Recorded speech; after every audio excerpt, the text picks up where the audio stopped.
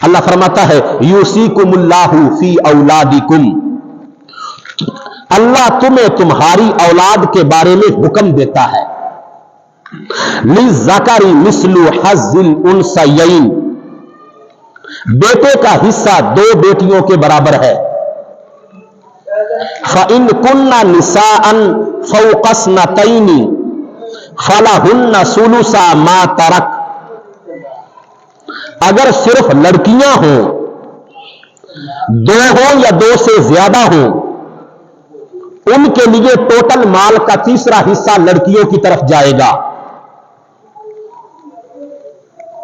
وَإِن كَانَتْ وَاحِدَةً، اگر لڑکی ایک ہو اور کوئی دوسری اولاد نہ ہو، فَلَهَا النِّصْفُ، تو مرنے والے کا آدھا حصہ باپ کا اس ایک لڑکی کی طرف چلا جائے گا۔ وَلِأَبَوَيْهِ لِكُلِّ وَاحِدٍ مِّنْهُمَا السُّدُسُ مِمَّا تَرَكَ إِنْ كَانَ لَهُ وَلَدٌ، اور اگر مرنے والے کی اولاد ہو تو پھر مرنے والے کے ماں باپ میں سے ہر ایک کا چھٹا حصہ ہوگا۔ فَإِن لَّمْ يَكُن لَّهُ وَلَدٌ وَوَرِثَهُ أَبَوَاهُ فَلِأُمِّهِ الثُّلُثُ، اگر مرنے والے کی اولاد نہ ہو تو پھر ماں باپ کا تیسرا حصہ ہوگا، اولاد ہو تو پھر چھٹا، اولاد نہ ہو تو پھر تیسرا۔ فَإِن كَانَ لَهُ إِخْوَةٌ فَلِأُمِّهِ السُّدُسُ مِن بَعْدِ وَصِيَّةٍ يُوصِي بِهَا أَوْ دَيْنٍ، اگر مرنے والے کے کئی بہن بھائی ہوں تو پھر ماں کا چھٹا حصہ ہوگا، یعنی والدین کا۔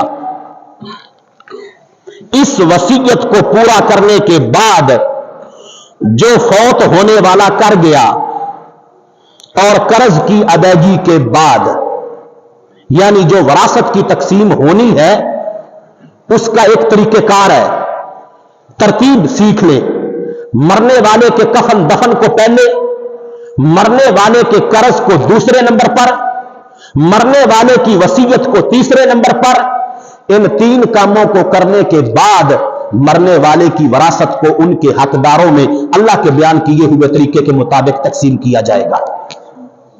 نمبر ایک، اس کے کفن دفن کا خرچہ، نمبر دو، اس کے قرضہ، نمبر تین، اگر وہ کوئی وصیت کر گیا ہے اور اس وصیت کا تعلق مال سے ہے تو پھر اس کی وصیت کو اس کے مال سے پورا کرنے کے بعد، یہ تینوں کام کرنے کے بعد اس بندے کی، فوت ہو جانے والے مردے کی، اس میت کی وراثت کو حقداروں میں اللہ کے اور اللہ کے رسول کے بیان کیے ہوئے قانون کے مطابق تقسیم کیا جائے گا۔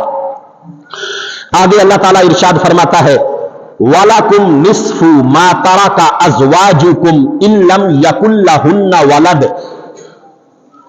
اور تمہاری بیویاں جو مال چھوڑ جائیں، یعنی اگر بیوی فوت ہو جائے، مال چھوڑ جائیں، اگر ان کی اولاد نہ ہو تو پھر شوہر کے لیے آدھا حصہ، اگر ان کی اولاد ہو تو پھر شوہر کے لیے چوتھا حصہ۔ اگر بیوی فوت ہو گئی یا ایک سے زیادہ بیویاں فوت ہو گئی تو دونوں کا حکم ایک ہے، اگر اولاد نہیں ہے تو پھر شوہر کا آدھا حصہ، اگر اس فوت ہونے والی بیوی کی اولاد ہے تو پھر شوہر کا چوتھا حصہ۔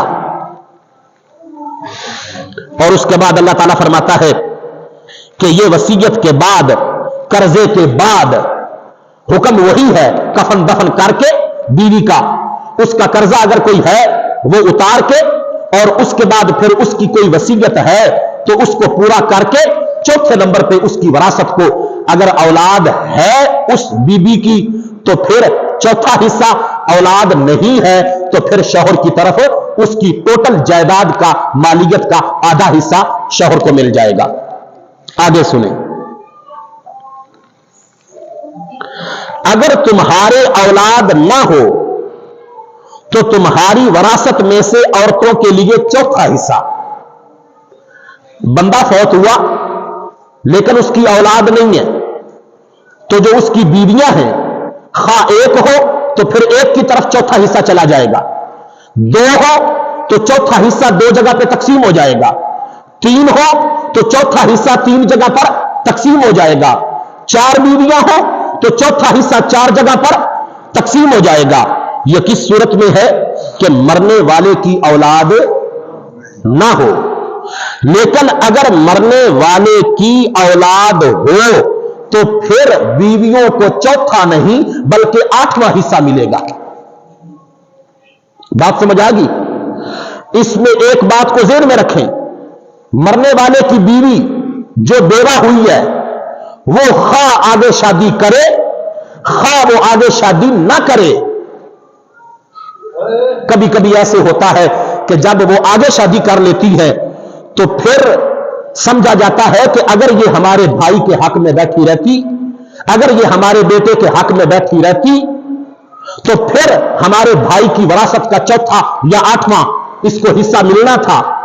लेकिन चूंकि ये हमारे भाई के हक में बैठी नहीं, इद्दत पूरी करने के बाद इसने निकाह किया है, तो लिहाजा हम इसको सजा देते हैं, इसको हम वरासत का, अपने भाई की, अपने शौहर की वरासत का हकदार करार नहीं देती। अरे तुम कौन होते हो इस बात को रोकने वाले, जो उसने इद्दत पूरी करने के बाद दूसरा निकाह किया है वो उसने सही किया है। उसकी वजह यह है अगर वो निकाह ना करती तो हो सकता था वो जिना की तरफ जाती जो कि हुक्म हराम था, तो हुक्म हराम से बचने के लिए अगर उसने दूसरा निकाह किया है तो तुम्हारी इजाजत की जरूरत नहीं है। वो इजाजत उसको अल्लाह के कुरान ने दी है, वो इजाजत उसको मोहम्मद के फरमान ने दी है। बात समझ आ गई? अब ये जो दो आयतें हैं, सूरत निसा की आयत नंबर 11 और सूरत निसा की आयत नंबर 12, इसको हर सादा बंदा समझ नहीं सकता, जिस पर मेहनत करके इसके टोटल 14 पॉइंट है। वरासत की तकसीम के 14 पॉइंट है। कितने पॉइंट है? अब उनको मैं इस तरीके से अर्ज करता हूं कि वो आपको इंतहाई आसान लफ्जों में समझ आ जाए। अल्लाह ताला ने ये जो हुक्म दिया है वरासत को तकसीम करने का, इसका तरीकेकार तो आपके ज़हन में आ गया है ना कि नंबर 1, मरने वाले के कफन दफन का खर्चा। याद रखें उसमें कौन का खर्चा नहीं है, उसमें साथे का खर्चा नहीं है, उसमें बरादरी की रोटी नहीं है, उसमें जो आप कट्टा पका रहे हो, मुर्गा पका रहे हो, उसका खर्चा नहीं है, जो आप चावल तकसीम कर रहे हो उसका खर्चा नहीं है। यह भी एक नहुसत है। वो नहीं तुम्हें कह के गया, ना शरीयत ने कहा है कि तुम बरादरी को लंबे चौड़े खाने खिलाओ, ना वो इसाले सवाब के लिए जरूरी है। वो तो तुमने बरादरी की रोटी वापस की है, वो तो तुमने मेहमान नवाजी की है, वो तो तुमने अपने कद को ऊंचा किया है, वो तो तुमने अपना नाम बनाने के लिए किया है, वो तो तुमने वो लौटाया है जो तुम सालों से खाते आ रहे हो। वो मैयत की वरासत में से काटा नहीं जाएगा। और मैं जो आपको बात कर रहा हूं पूरी दलील और पूरी तवज्जो और पूरे वसूख और पूरी जिम्मेदारी से कर रहा हूं, इसीलिए इसको रिकॉर्ड करवा रहा हूं। मुझे इल्म है इन मसाइल को छेड़ना किसी भी मिंबर पे बैठने वाले आज के मुआशरे में, फिर देहात में बड़ा मुश्किल है, लेकिन यह दीन का एक शोबा है। इस पर बयान न करके आलम दीन खुद मुजरिम है, और हकूकुल इबाद में से, अल्लाह के बंदों के हकूक में से यह बहुत बड़ा हक है। लिहाजा इसको हकूकुल इबाद के हिस्सा नंबर 3 के अंदर जो बयान किया जा रहा है, अब इसकी आप थोड़ी सी वजाहत सुने। नंबर 1, 14 पॉइंटों में से पॉइंट नंबर 1, बेटे का हिस्सा 2 बेटियों के बराबर है। बेटे का हिस्सा 2 बेटियों के, ये जो मैं पॉइंट आपको बता रहा हूं इसको आपने ज़ेहन नशीन करना है।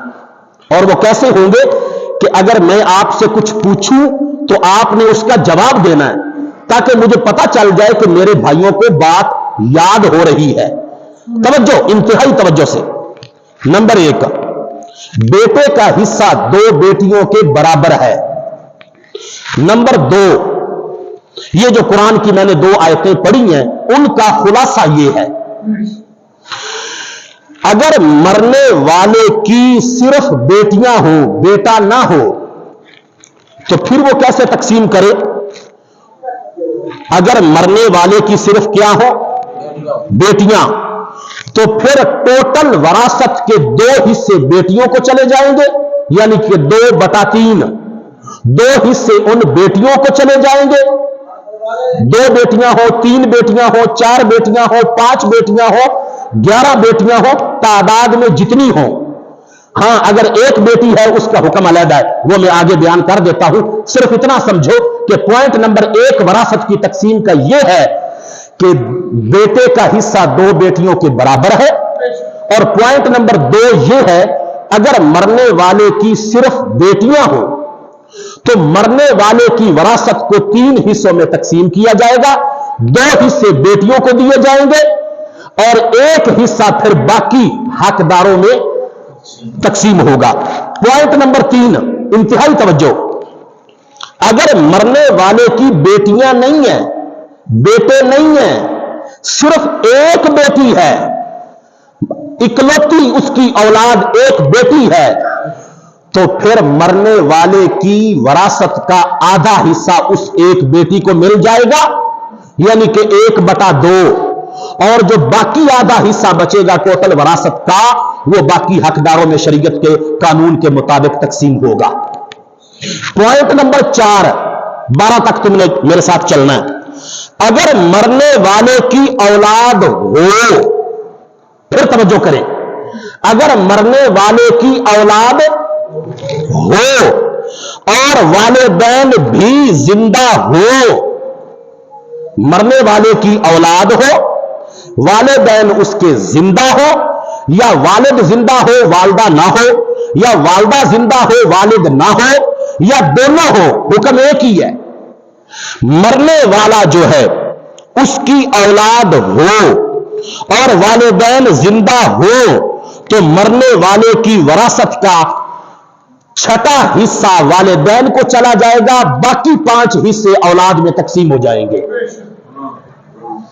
फिर सुने पॉइंट नंबर 4, मरने वाले की औलाद हो, वालिदैन हो, तो वालिदैन का हिस्सा नंबर 6 है। जो बाकी 5 बच जाएंगे वो 5/6, 5 हिस्से उसकी औलाद में तरतीब के मुताबिक तकसीम हो जाएंगे। पॉइंट नंबर 5, अगर मरने वाले की औलाद ना हो, पहले क्या था? मरने वाले की औलाद हो, और अब है पॉइंट नंबर 5 कि मरने वाले की औलाद लेकिन वालिदैन हो। थोड़ा सा फर्क समझिए, पहले क्या था? मरने वाले की औलाद भी हो और वालिदैन भी हो, तो वालिदैन का हिस्सा, मेहरबानी, बड़ी मेहरबानी, बहुत मेहरबानी। अगर वालिदैन मरने वाले की औलाद ना हो और वालिदैन हो, तो फिर वालिदैन को 6ठा नहीं बल्कि 3रा हिस्सा मिलेगा। पॉइंट नंबर 6, अगर मरने वाले के कई बहन भाई हो, मरने वाले के, तो फिर वालिदैन को 6ठा हिस्सा मिलेगा, बाकी 5 हिस्से उसके बहन भाइयों में तकसीम हो जाएंगे। समझ आ गई? पॉइंट नंबर 7, अब आगे बीवियों की बात शुरू हो रही है, मर्दों का हिस्सा मुकम्मल हो गया। अगर मरने वाली बीवी उसकी औलाद ना हो, उसकी औलाद मर गई है औरत, तो जिसकी वो बीवी है, हुक्म बयान ये हो रहा है, अगर उस बीबी की, अपनी बीवी की औलाद ना हो, तो शौहर को बीवी की कुल जायदाद का आधा हिस्सा मिल जाएगा। अगर औलाद ना हो तो बीवी की जायदाद में से, टोटल में से आधा किसको मिलेगा? और अगर औलाद हो تو پھر آدھا نہیں ملے گا بلکہ چوتھا حصہ شوہر کو ملے گا، 3 حصے اس بیوی کی اولاد میں تقسیم ہو جائیں گے۔ پھر سن لو، اگر مرنے والی عورت اس کی اولاد نہیں ہے تو پھر شوہر کو کتنا حصہ ملے گا؟ Very good. اور اگر مرنے والی عورت اس کی اولاد بھی ہے تو پھر شوہر کو چوتھا ملے گا، 3 حصے اس کی اولاد میں تقسیم ہو جائیں گے۔ پوائنٹ نمبر 9، اگر مرنے والے مرد کی اولاد نہ ہو، ایک بیٹی ہو آدھا، زیادہ بیٹیاں ہو 2 حصے، ٹھیک ہے، سارا کچھ بیان ہو گیا۔ اور اگر مرنے والے کی اولاد ہو ہی نہ تو مرنے والے کی بیویوں کو، یعنی جو بیوہ ہو گئی ہے، چاہے وہ 1 بیوی چھوڑ کے گیا، چاہے وہ 2 بیویاں چھوڑ کے گیا، چاہے وہ 3، چاہے وہ 4 بیویاں چھوڑ کے گیا، ویسے پاکستان میں 4 تو خیر اکا دکا ہی ہے، 1 کا ہی نام آتا ہے، یا پھر زیادہ اگر کوئی چھال مارے تو 2 کا آتا ہے۔ اگر مرنے والے کی اولاد نہ ہو تو مرنے والے کی بیواؤں کو، اس کی بیویوں کو چوتھا حصہ ملے گا، چاہے انہوں نے آگے شادی کی ہو، چاہے انہوں نے آگے شادی نہ کی ہو۔ بات سمجھ آ گئی؟ لیکن اگر مرنے والے کی اولاد ہو، پہلے حکم کیا تھا کہ مرنے والے کی اولاد نہ ہو تو پھر بیویوں کو کتنا حصہ؟ چوتھا۔ لیکن اگر مرنے والے کی اولاد ہو تو پھر بیویوں کو چوتھا نہیں ملے گا بلکہ 8واں حصہ ملے گا، باقی 7 حصے اس کی اولاد میں تقسیم ہو جائیں گے۔ اب اس کو میں مزید آسان کر دیتا ہوں، مرنے والا بندہ اگر اس کی اولاد ہو تو پھر بیویوں کے لیے 8واں، اگر اولاد نہ ہو تو پھر بیویوں کے لیے چوتھا۔ ایک مرتبہ سبق کو دوہرا لو، مرنے والے کی اولاد ہو تو پھر بیویوں کا 8واں، اگر اولاد نہ ہو تو پھر بیویوں کا، یعنی کہ بیوہ عورت کا، چاہے وہ شادی کرے چاہے وہ شادی نہ کرے۔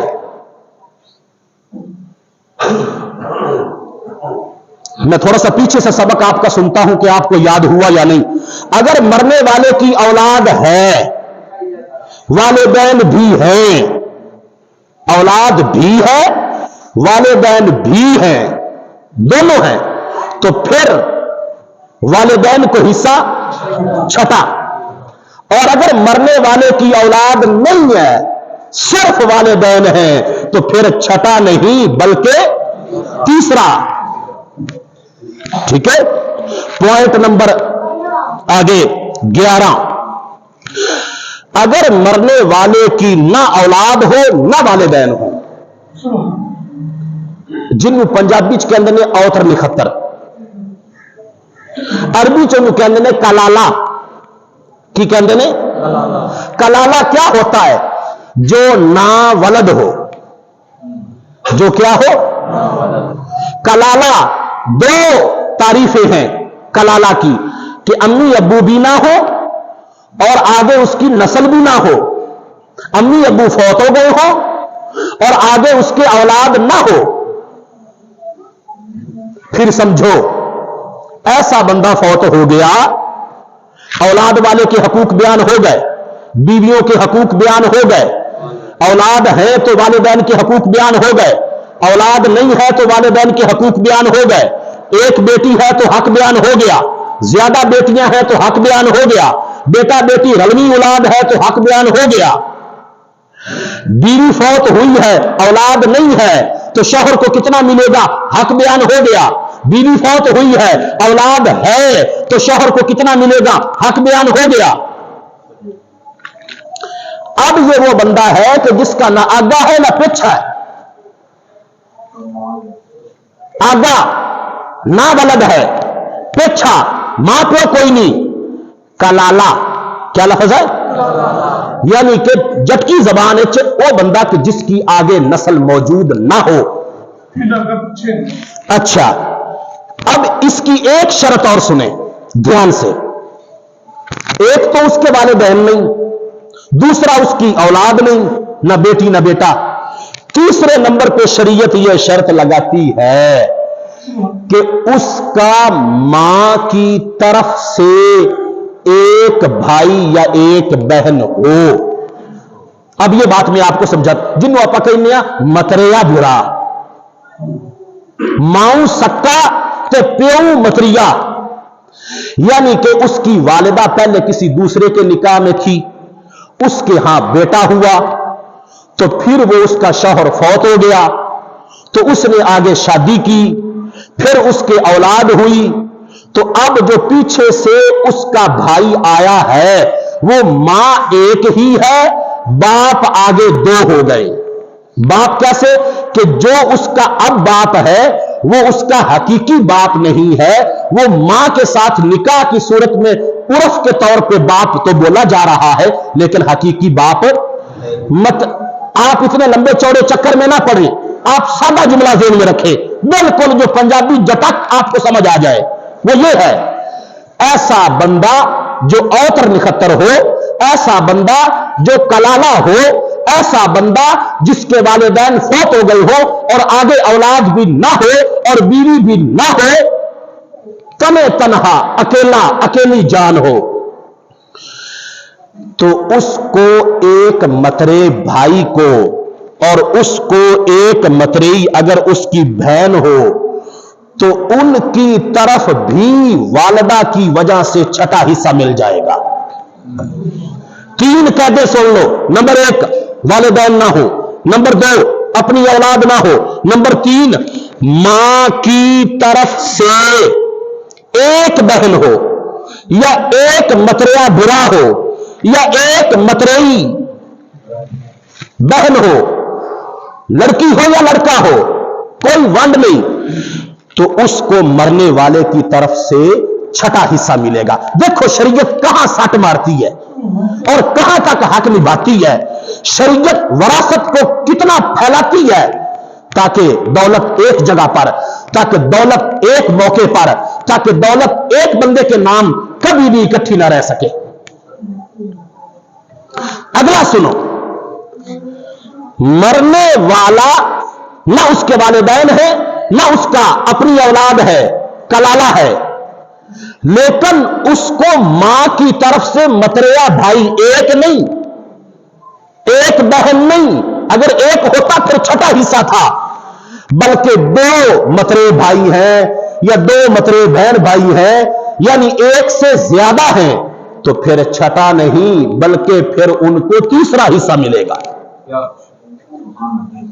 10 मतरे भाई हो, 11 मतरे भाई हो, 11 मतरे बहन भाई हो, वालिदा की पहले शौहर की औलाद हो और बंदा ऐसा हो जिसकी अपनी औलाद ना हो, जिसके अपने वालिदैन ना हो, जिसकी बीवी ना हो, तो उसके बाद उसकी अम्मी के खानदान में अम्मी की तरफ से पहले शौहर का पैदा होने वाली औलाद का जो हसब नसब है उस तरफ भी शरीयत या छठा या तीसरा, अगर एक मतरेया भाई है एक मतरेई बहन है तो शरीयत उसको छठे का हकदार करार दे रही है, लेकिन अगर एक से ज्यादा मतरे बहन भाई है तो शरीयत उनको तीसरे नंबर का हकदार करार दे रही है।